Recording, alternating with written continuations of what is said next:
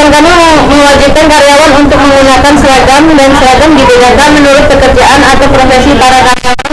Dengan begitu konsumen dengan mudah membedakan mana dokter dan staf. Kemudian fasilitator. Perusahaan kami menyediakan tempat dan ruangan yang cukup dinamis yang dilengkapi berbagai fasilitas supaya pelanggan tidak merasa jenuh dan bosan saat berada di ruangan. Sosialisasi. Perusahaan kami juga menyediakan tempat untuk para pasien atau pengunjung yang ingin menikmati suasana di luar ruangan, taman atau kantin. Kemudian diferensiasi. Perusahaan kami menyediakan atau membagi ruangan sesuai dengan kebutuhan pasien. Misalnya untuk ruang anak dan orang tua dibuat berbeda.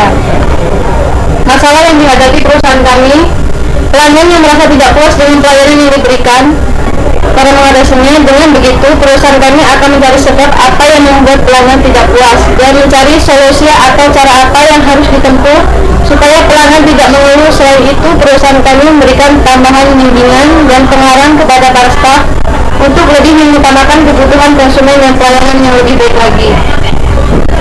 Masalah kedua, dana. Pelanggan di kalangan bawah yang berkendala dana. Untuk itu, perusahaan kami bekerjasama dengan jasa asuransi, di mana pasien atau pelanggan yang kurang mampu dapat membuat asuransi kesehatan. Selain itu, perusahaan juga memberikan keringanan biaya untuk pasien lanjut usia dan kartu sehat yang dapat digunakan pasien yang kurang mampu. Sekian, terima kasih. Ada yang silakan. Ini klinik yang khusus wanita jadi satu sama rumah sakitnya apa enggak? Satu tempat Bu, tapi beda bangunan gitu. Ya. Kliniknya ada tempat buat rawat inapnya apa enggak? Harus cuma sekedar klinik aja. Ada. Klinik kan cuma sekedar, tapi enggak inap kan orang kliniknya. Ada untuk yang ibu hamil yang melahirkan di situ, jadi kan Kayak sejenis rumah sakit berkali. Iya. Terus lingkungan di sekitar rumah sakit atau taman atau di mana katanya kalau di pasien lansia itu istilahnya kalau ada apa itu yang tidak lari Iya, kita ada taman sama kantin. Kalau mereka jenuh bisa untuk udara segar gitu, mereka bisa keluar ke taman sama kantin. Terus cara pemilihan karyawan gimana Mbak? Mbak langsung pilih orang yang sudah ahli atau maksudnya yang sebelumnya sudah ada pengalaman atau yang misalnya lulusan baru terus Mbak kasih training dulu atau gimana? Sudah ada yang lama Bu dari rumah sakit sebelumnya yang sudah tersedia situ, kemudian ada karyawan baru, kemudian mengikuti pelatihan untuk mengenali proses-proses apa yang harus dijalankan di klinik tersebut. Jadi nanti kalau udah untuk melayani pasien sudah tidak ada kekurangan. Satu bulan. Ya itu kan udah mereka udah urusan gitu, tapi kurang paham tinggal rumah kan Ya kenapa karyawan baru masih ada training? terus supaya mereka bisa mengenali apa yang harus dikerjain di situ. Selain pekerjaan mereka apa kira-kira kenapa karyawan harus dapat training selain basic skill ya? Jika masih dikasih tahu misalnya bagian marketing kamu harus ini, bagian produksi harus ini, tapi selain itu apa yang harus dikenalkan ke karyawan sampai mereka produksi ini?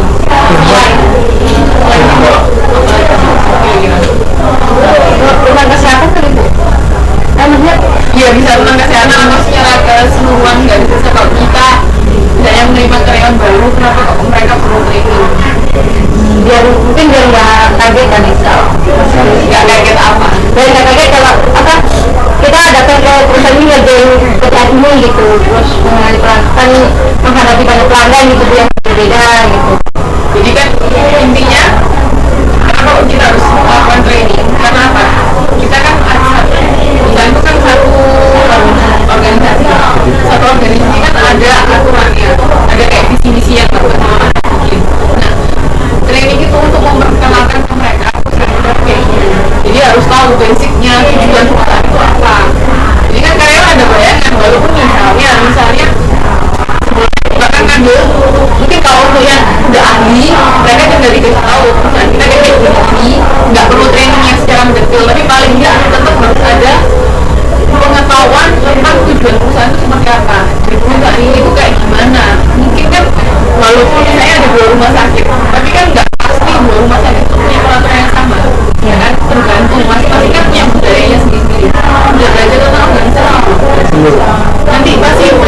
dayanya sendiri, ada peraturannya sendiri, ada visi-misinya beda-beda. Nah itu tujuannya untuk memperkenalkan ke karyawan melalui training. Kalau misalnya sudah ahli pasti tapi tetap harus dikasih tahu perusahaan kami sendiri. Jadi mereka bertindaknya, berlakunya selain mereka menjalankan tugasnya juga jalan sama visi misi perusahaan. Jadi terus ada lagi yang mau ditanyakan? Kalau saya lihat di rumah sakit Pesan itu kayaknya selain tim medis itu ada orang luar nyuci kayak gitu. Iya, terangnya latar uang gitu. Kadang-kadang selain 20 jam secara medis itu ada tukang cucinya. Makanya kalau di Indonesia belum ada. Ini kalau medis itu kan orang butuh. Tapi kan juga di rumah sakit. Kalau ini orang ngambil di rumah sakit. Ada di rumah sakit. Jadi prakteknya target punya dokter ya betul.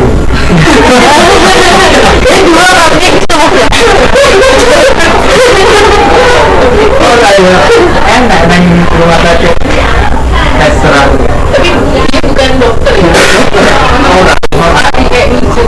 Dia kan temanku sakit gitu. Dia selain di rumah sakit itu dia juga panggil tukang itu jadi rumah sakit itu sebenarnya boleh sama orang Sama orang sakitnya itu boleh.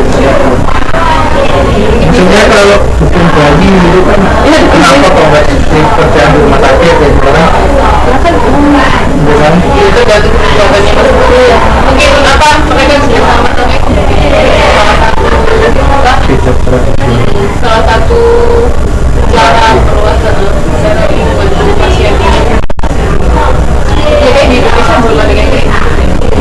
Medis ya medis.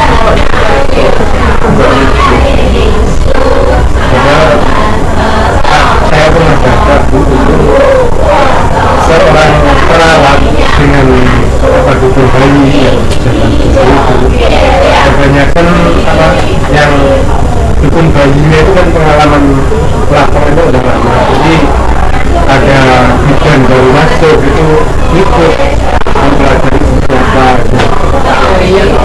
iya pernah ada di daerah saya Mereka kan lebih sering malam itu kalau di rumah sakit yang biasanya kalau ada yang datang mereka main kan jarang-jarang. Kalau rumah sakit tapi tempat saya itu bidan sekarang nggak mau pernah rumah harus melahirkan di